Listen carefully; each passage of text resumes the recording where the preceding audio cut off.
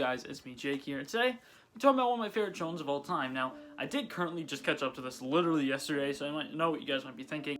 Jake, you're probably in the honeymoon phase. Jake, you won't like this as much as you will right now in like 2 weeks. Well, I am going to say this right now. This series made me feel so many emotions, and I think it will stay in my top 10 for a while now. And if you guys don't know what that is from the thumbnail, it is Tokyo Avengers or Tokyo Manji Avengers, or however you guys want to say it.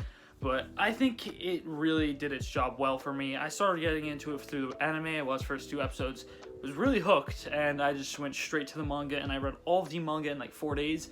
Now, keep in mind, it's 203 chapters right now and still ongoing, so that's quite a bit of chapters for someone like me who doesn't usually read that much chapters in like 3 days, but I've read a lot of it, and I caught up. I fell in love with it. The twists, the turns, the art, the story, everything about it is amazing. So I just want to talk about it in this video and share my opinions on it. And what I think it did very well, and the very few things that I don't think it did as good as other things. But I think that there's only like one thing I can really complain on, so I can't really say much about that. But yeah, let's just get straight onto the video. So, to start this off, I'm going to give a little bit of a synopsis for Tokyo Avengers, as I know a lot of you guys probably don't know what it's about unless you just watch the anime, or because it's not physically out in English, which I think the anime might help it get one. I think it might get actually physically printed in English at one point, which will make me very happy, because I want to get the Japanese volumes if it doesn't, but if it does, I will definitely pick it up in English. But I know a lot of you guys probably don't know what the synopsis is, but basically, there is our main character is Takemichi Hanagaki, who is a 26-year-old that really didn't really do much in his life. He's really just like someone who isn't really important in the world and doesn't do anything until one day when he's 26 and his only girlfriend he ever had, Tachibana Hinata, and the only girl that ever loved him, died. And in that same week, he then got pushed into a train track and really thought about how his life sucked and how he did nothing. But then, randomly, he teleported back into his body 12 years into the past, and ever since he did that, he decided he's going to save Tachibana Hinata, as she was the only girl that loved him, and he saw her face again.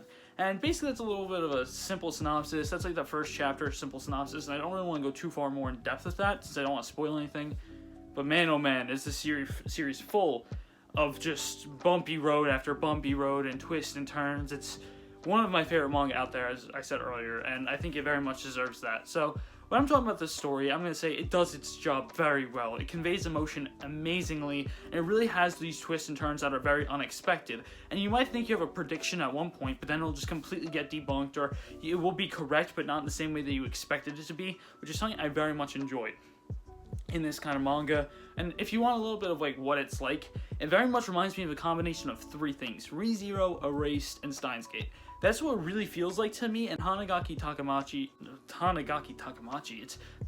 Hanagaki, sorry, that was butchered completely, but he very much reminds me of Subaru the more and more it goes on, as yes, he does know the future, so he kind of knows what's somewhat going to happen, and he has to try to prevent it, and I really do like that. And he's like, I'm the only one that can really fix that, which, yeah, basically, because he's the only one that knows the future, which I think is a very subtle but very great touch. And I love his kind of way of going about it, because he's not strong at all. He loses almost every fight. He's not strong at all.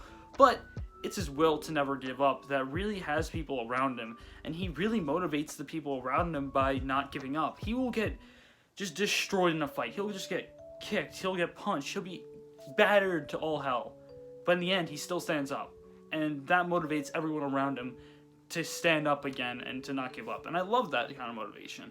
And I know that kind of sounds like From Power Friendship or just simple, but when you really read it, he very much has this drive, and it's very prevalent from early on that he doesn't give up. And I really do like that about Takemichi. He's a very amazingly written main character, and with the story alone, it does very much suit his kind of personality, and I do love that. So I'll say the story is amazing. I think it's a great, well-written story that conveys emotion very, very, very well.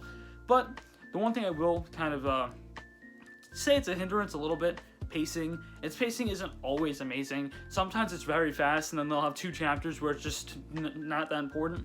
Like, where the anime will end is probably around the chapter 65 mark, which if you know what happens at that point, it's pretty insane. But after that, there's literally just like 2 chapter span of just Takemichi just talking to Hinata like, yo, what's good? How's your day? Like, that's like kind of annoying, but other than that, there's not many of those, so that's why I say it's a minor hindrance. It's not like a major thing. it happens like once or twice. It isn't too prevalent, so that's the only thing that I would say is a downfall or a pitfall for this manga. Now, I can see why you guys might not like this series, because it's basically centered around delinquents and gangs, and I know a lot of people might think that's a very sensitive topic, but how they go about it in Tokyo Avengers is very, very interesting, and it makes me kind of interested in seeing what the delinquent life is like in Japan. Even though I don't want to be a delinquent in Japan, it's kind of interesting just to read about how these people kind of perceive it, and I think that's a really cool kind of factor in it. So yeah, I love that. I think the pacing is mostly very well written, but sometimes the pacing is not the best. But other than that, I think it's great. The characters, my god, the characters, they convey emotion so well within this cast that it's really hard to say this cast is bad. I think most of the cast is pretty memorable and has very many good moments, and I think that I do like 4 characters more than the rest, but I think that a lot of the characters, even though they're not in this top 4, are still very amazing. Like, if I'm not going to put Baji in my top 4, he's going to be 5, and Baji's very close, but I'm going to say, like, Chifuyu, Takamichi, Mikey, and Draken are, like, super well-written characters, and I love all of them to death. They're all amazing. I also like Hakai, Mitsuya, Angry, Smiley. I love a lot of characters from this series. Shinichiro. A lot of these characters are written so well, and of course the main antagonist is written so well that I want to punch my monitor and literally I just wanted him to die. I literally want to go and just punch my monitor at full force and hope I can affect a manga character, which is something I like out of an antagonist, because it makes me actually hate him. Because if you actually hit an antagonist, they're doing their job well. Because he's not supposed to be liked. Well, some antagonists kind of are. Like Askeladd from Vinland Saga. It's not like he's written to be hated. But a lot of antagonists, when they're written to be hated and they're written well, and you do hate them, I do like that, because that's what they're written to be.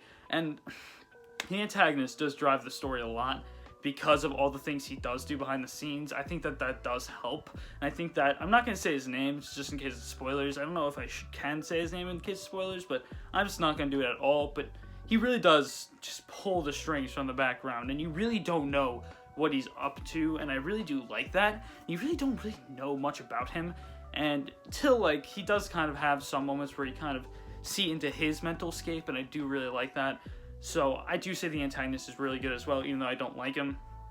Me and some of my Discord homies literally say, we wish we could punch him on character, but that's impossible. But like, when I'm talking about like Chifuyu, Takamichi, Mikey, and Draken, top tier characters. I literally have nothing else to say. They're top tier characters. Some of the art in this, I'll throw up some panels. It's amazing art. I think that if I made my best manga art again, it would probably be on there. I'll put a card up there somewhere. I was talking to my Discord friends about it literally like an hour ago. That video is so bad, but I put a card up there anyway.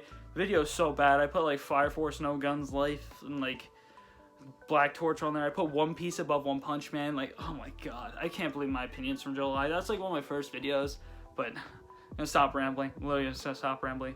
Getting back onto Tokyo Avengers, I definitely highly recommend it. If you are someone that only collects physically in English, like I mostly read my stuff physically in English.